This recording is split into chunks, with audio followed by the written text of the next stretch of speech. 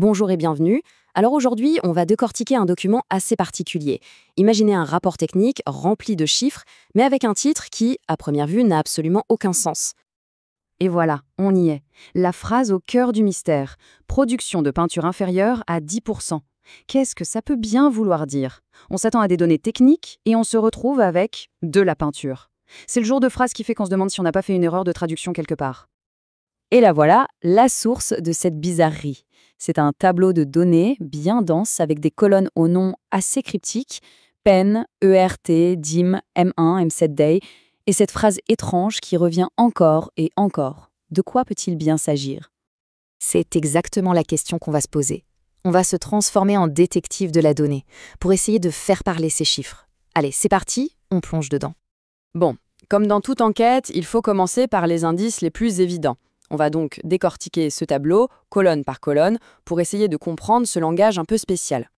Commençons par les deux premières, PEN et EART. PEN, c'est assez simple à deviner. Ça désigne probablement un enclos, un lieu physique. Et EART, c'est très certainement le diminutif de eartag, c'est-à-dire la boucle d'oreille, le fameux tag qui permet d'identifier chaque animal de manière unique. Bon, on a donc un lieu et un individu. Et maintenant, l'indice qui change tout, la colonne DIM. En anglais, Days in Milk, ce qui se traduit par jours en lactation. Et ça, c'est une mesure standard dans le monde de l'élevage. Et d'un coup, tout s'éclaire. On n'est pas dans une usine de peinture, on est dans une ferme laitière. À partir de là, vous allez voir, c'est comme un puzzle. Tout s'emboîte parfaitement. Les colonnes M1, M2, M3, ça correspond tout simplement aux différentes traites de la journée. M7 Day, c'est la moyenne de la production de lait sur les 7 derniers jours. Et Milk, eh bien, c'est la production totale du jour. Ce rapport suit donc au jour le jour la production de lait de chaque animal. Maintenant qu'on a planté le décor, on va voir ce qui se passe vraiment. En se focalisant sur une seule ligne de ce tableau, on va découvrir que la fonction de ce rapport va bien au-delà du simple suivi. C'est bien plus important que ça. Prenons un cas concret. L'animal qui porte le numéro de boucle 12638. Qu'est-ce que sa ligne nous raconte sur ce qui lui est arrivé récemment? Et là, visuellement, c'est très parlant. Sa production moyenne sur la dernière semaine était de 23 unités. Peu importe l'unité. Et aujourd'hui, seulement 17,5. C'est une baisse assez nette et surtout soudaine. Et ce chiffre, moins 10,8, qui vient de la colonne M2497, c'est lui qui met le feu aux poudres, si on peut dire. C'est l'écart, la déviation, calculée par le système. La production de cet animal a donc chuté de presque 11% par rapport à sa moyenne. C'est ça qui a déclenché l'alerte. Et voilà à quoi sert ce rapport en réalité. Une chute soudaine de la production de lait, c'est souvent l'un des tout premiers signes qu'une vache est malade ou a un problème. Ce document, ce n'est donc pas juste un tableau de chiffres, c'est un outil de diagnostic, un système d'alerte qui permet aux éleveurs d'intervenir très vite pour soigner un animal qui en a besoin. Ok, on a compris le pourquoi de ce rapport, mais il nous reste encore une dernière pièce du puzzle à assembler. D'où sort cette histoire de production de peinture?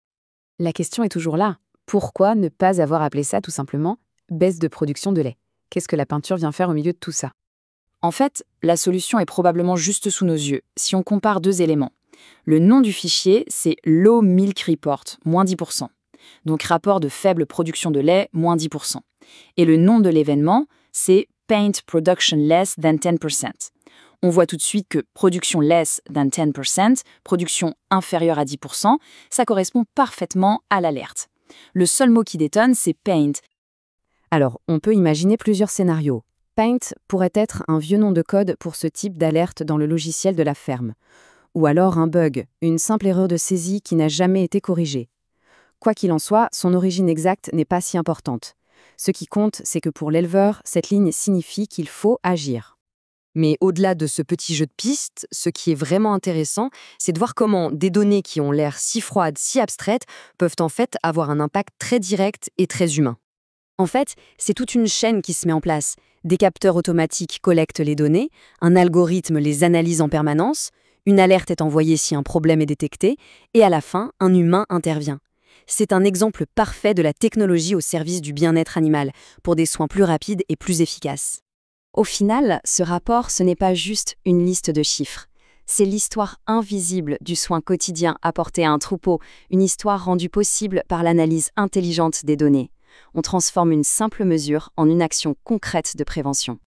Et tout ça, ça nous amène à une dernière réflexion. Si une histoire comme celle-ci peut se cacher dans un simple rapport de ferme, imaginez toutes les autres histoires, dans tous les autres domaines, qui ne demandent qu'à être lues et comprises dans les montagnes de données qui nous entourent. Il suffit juste d'un peu de curiosité pour les trouver.